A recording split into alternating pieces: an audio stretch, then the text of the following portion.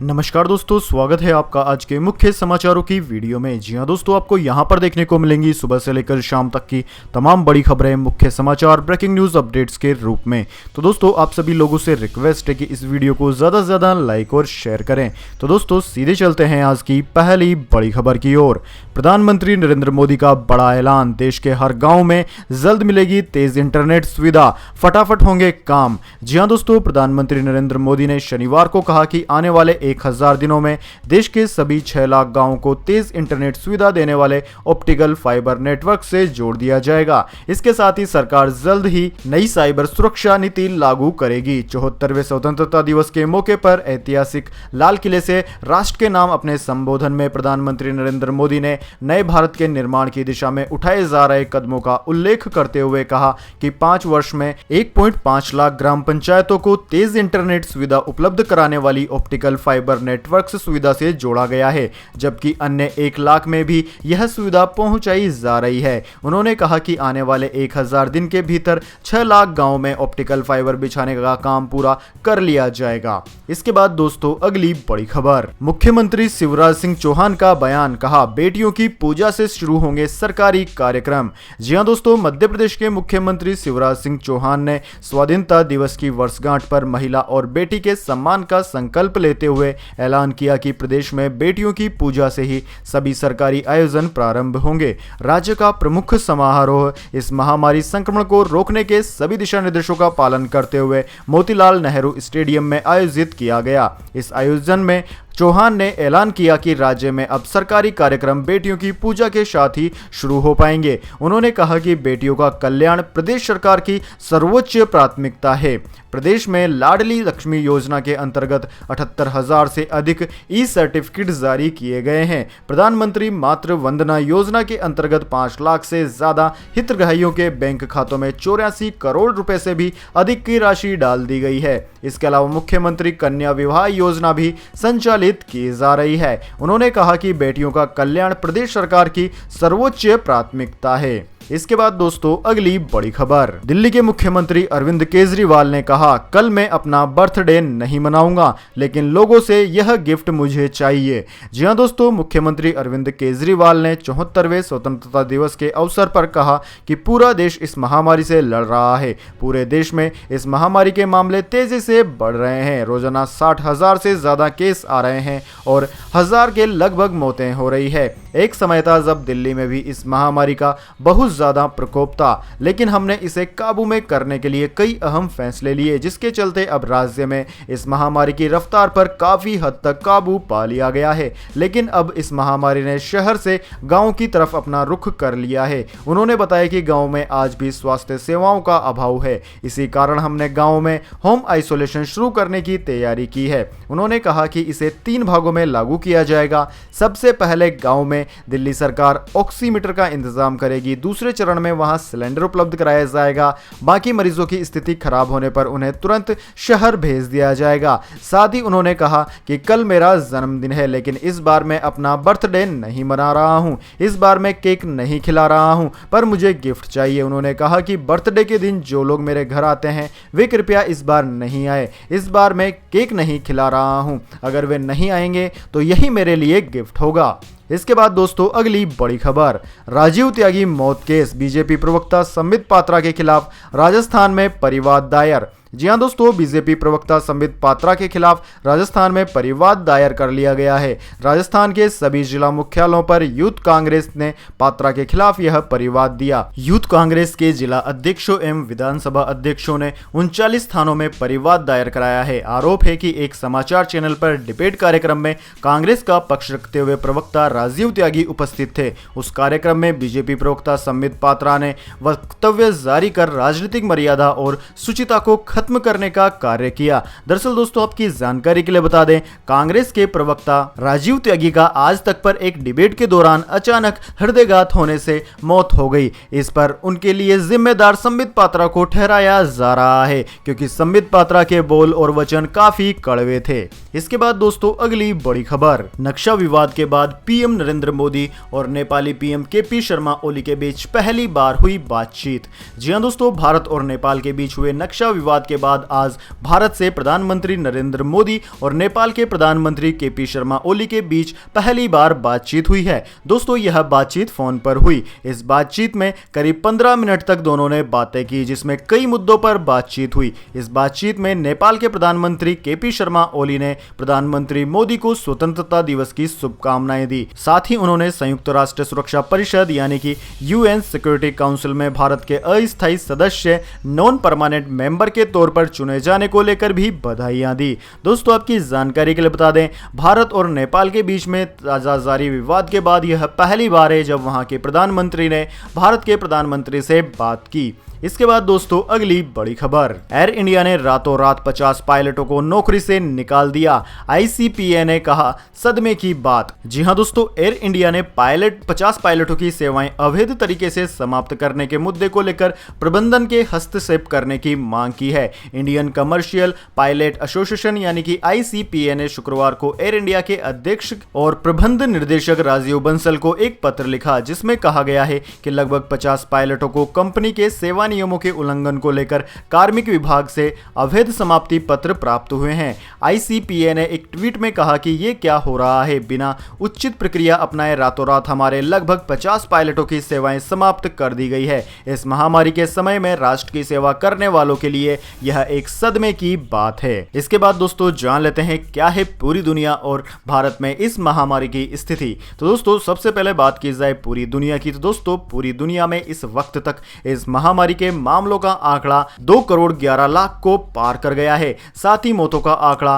7,65,000 को पार कर गया है। दोस्तों सर्वाधिक प्रभावित देश अमेरिका है, जहां पर 53,22,000 से ज्यादा संक्रमित मरीज सामने आ चुके हैं, जिनमें से 1,68,000 से ज्यादा की जान चली गई है। जबकि दूसरा नंबर ब्राजील का आता है, जहां पर 32,75,000 से ज्यादा संक्रमित है, जबकि 1 लाख से ज्यादा ने जान गंवा दी है। इन दोनों देशों के बाद में दोस्तों Bharat, Russia, South Africa, Mexico, Peru, Colombia आदि देशों का नाम आता है। इसके बाद दोस्तों जान लेते हैं क्या है भारत की स्थिति। लेकिन दोस्तों उससे पहले मेरी आपसे एक छोटी सी रिक्वेस्ट है, अगर दोस्तों आपको अभी तक हमारी न्यूज पसंद आई है तो इसे एक छोटा सा लाइक जरूर दे दें, और अगर आपको पसंद नहीं आई है तो बेशक आप डिसलाइक भी कर सकते हैं। लेकिन दोस्तों लाइक और डिसलाइक करके अपना वोट जरूर दीजिए, क्योंकि दोस्तों यही हमारी मेहनत का फल होता है और इसी से हमें पता चलता है कि आपको हमारी वीडियो पसंद आई है या नहीं। तो दोस्तों जल्दी से जान लेते हैं क्या है भारत की स्थिति। दोस्तों भारत में इस वक्त तक इस महामारी के संक्रमितों की संख्या 21,30,000 को पार कर गई है। पिछले 24 घंटे में लगभग 60,000 से ज्यादा नए संक्रमित मामले सामने आ चुके हैं,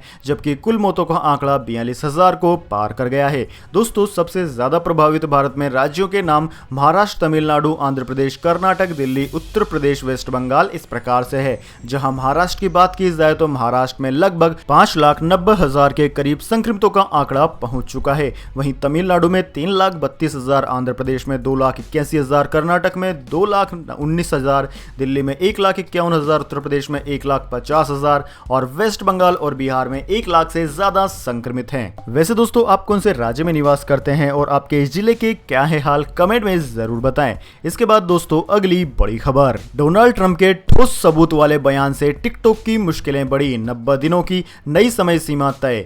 जी हां दोस्तों, अमेरिका में चीनी कंपनी बाइटडांस के दिन गिने चुने रह गए हैं। अमेरिकी राष्ट्रपति डोनाल्ड ट्रंप ने कहा है कि इस चीनी कंपनी के खिलाफ ठोस सबूत हैं और अब इसे हर हाल में अमेरिका से जाना ही होगा। यही नहीं, टिकटॉक ऐप को या तो वो किसी अमेरिकी कंपनी को बेच दे या फिर इसका बोरिया बिस्तर समेट ले, ऐसा उन्होंने कहा है। डोनाल्ड ट्रंप ने बाइटडांस के खिलाफ नए आदेश जारी कर दिए हैं, जिसमें कंपनी को 90 दिनों के भीतर टिकटॉक के ऑपरेशन से खुद को अलग करने के लिए कहा गया है। इसी बीच डोनाल्ड ट्रंप कुछ दिनों के लिए ही सही अमेरिका में टिकटॉक ऐप को बंद कर देना चाहते हैं। ट्रंप को इस बात का भरोसा है कि बाइटडांस के पीछे चीनी खुफिया एजेंसी काम कर रही है। डोनाल्ड ट्रंप ने अपने आदेश में कहा कि बाइटडांस के खिलाफ मजबूत सबूत मिले हैं और उसके खिलाफ कार्रवाई के लिए जो काफी हैं।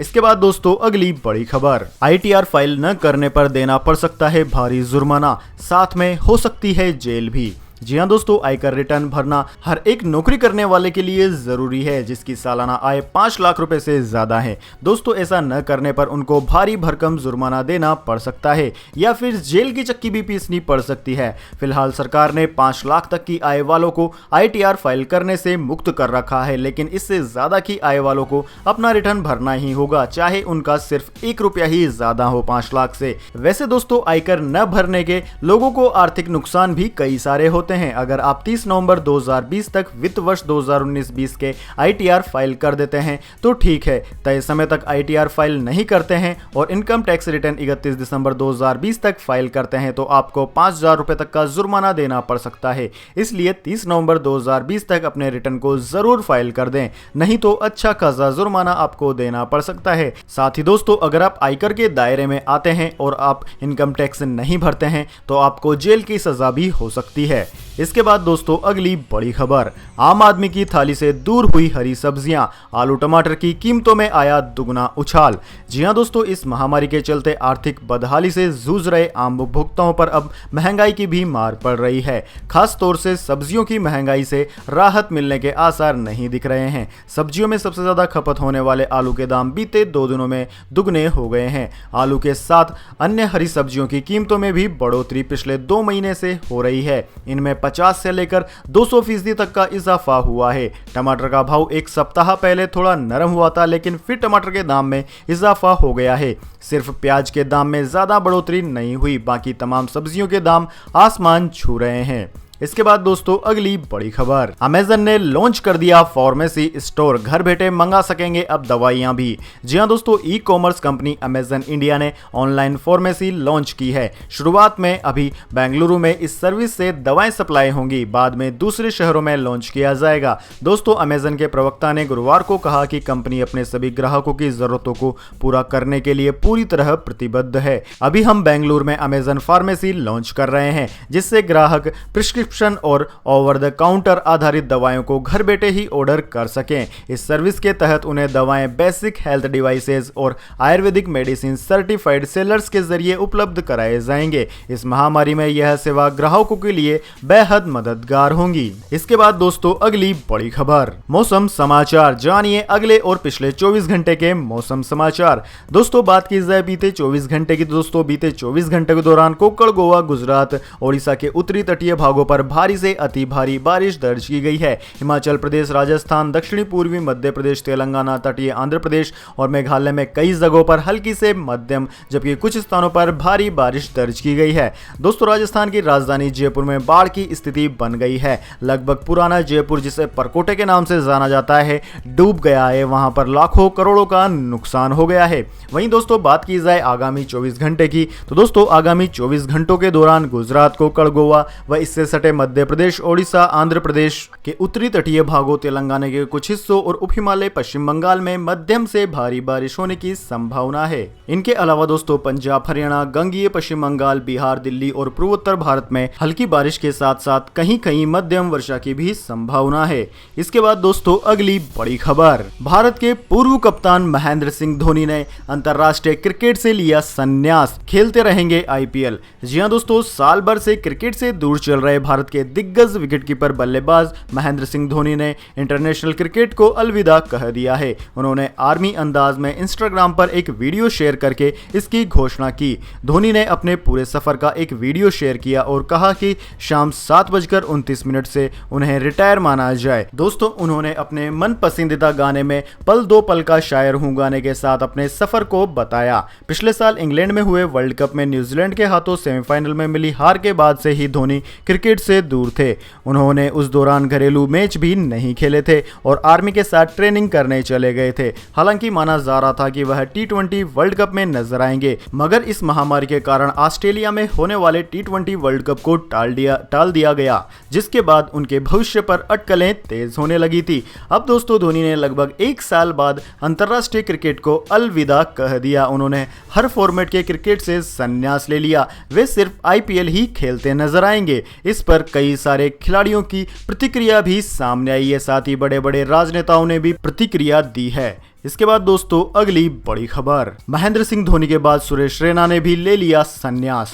जी हां दोस्तों, महेंद्र सिंह धोनी के बाद सुरेश रैना ने भी इंटरनेशनल क्रिकेट से संन्यास ले लिया है। हालांकि वह भी आईपीएल के इस सीजन में खेलते नजर आएंगे। रैना ने इंस्टाग्राम पर पोस्ट करके अपने संन्यास की घोषणा की। रैना ने लिखा कि माही आपके साथ खेलने के अलावा कुछ भी नहीं था। पूरे दिल से गर्व के साथ मैं इस यात्रा में आपसे जुड़ा रहना चाहता हूं। रैना ने लिखा कि शुक्रिया भारत। रैना का अब पूरा फोकस सिर्फ आईपीएल में अपनी टीम चेन्नई सुपर किंग्स पर है और इसी की तैयारी के लिए वह जुट गए हैं। दोस्तों, भारत के सर्वश्रेष्ठ फील्डर्स में से एक माने जाने वाले रैना ने 30 जुलाई 2005 को श्रीलंका के खिलाफ वनडे मैच से इंटरनेशनल क्रिकेट में डेब्यू किया था। उन्होंने भारत की तरफ से 18 टेस्ट, 226 वनडे और 78 टी20 मैच खेले हैं। उनके नाम 768 टेस्ट रन हैं, जिनमें 1 शतक और 7 अर्धशतक शामिल हैं।